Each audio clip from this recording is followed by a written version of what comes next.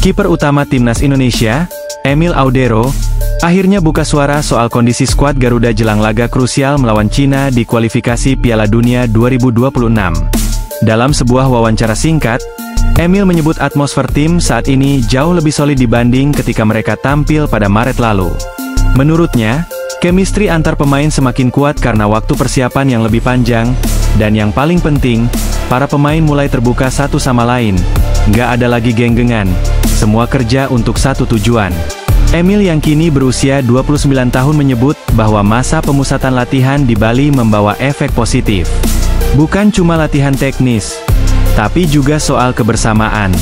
Para pemain makin paham satu sama lain, tukar pikiran soal pertandingan, dan mulai nyaman jadi satu tim yang utuh. Beda jauh saat lawan Australia dan Bahrain di bulan Maret. Waktu itu semuanya masih serba terburu-buru. Sekarang, lebih siap, lebih nyatu, dan yang jelas lebih percaya diri. Timnas sendiri akan menjalani laga hidup mati kontra Cina pada 5 Juni 2025 di Stadion Gelora Bung Karno. Targetnya jelas, menang dan amankan tiket ke babak round 4. Skuad asuhan Patrick Kluivert saat ini ada di posisi keempat grup C dengan 9 poin, dan satu kemenangan lagi bakal cukup untuk lolos. Tapi ini bukan sekadar soal taktik, mental juga harus siap.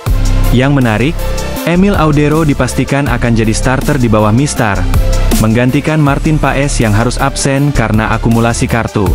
Ini jadi momen yang sangat ditunggu Emil, kiper berdarah Indonesia-Italia yang kini membela Palermo, dengan status pinjaman dari FC Como 1907. Emil bilang dirinya siap 100% untuk pertandingan nanti, dan bakal fokus total untuk memberikan performa terbaik buat Merah Putih. Aku senang, bangga bisa ada di sini. Tapi yang paling penting sekarang adalah fokus ke pertandingan. Perasaan emosional? Itu nanti aja. Sekarang waktunya fokus, kata Emil, singkat tapi tegas. Tentu saja, kehadiran sosok seperti Emil Audero bukan cuma soal nama besar. Ini tentang mental pemenang, pengalaman di Liga Top Eropa, dan kualitas di lapangan. Timnas Indonesia butuh pemain yang bukan cuma bagus di Instagram, tapi juga bisa diam di bawah tekanan dan jadi tembok terakhir saat dibutuhkan. Dan Emil datang dengan semua itu. Kalau semua berjalan sesuai rencana, bukan mustahil Timnas Indonesia bakal bikin kejutan besar. Karena satu hal yang pasti, tim ini udah bukan tim yang gampang dikalahkan. Tim ini sedang dibentuk buat menang dan mengejar mimpi Piala Dunia 2026.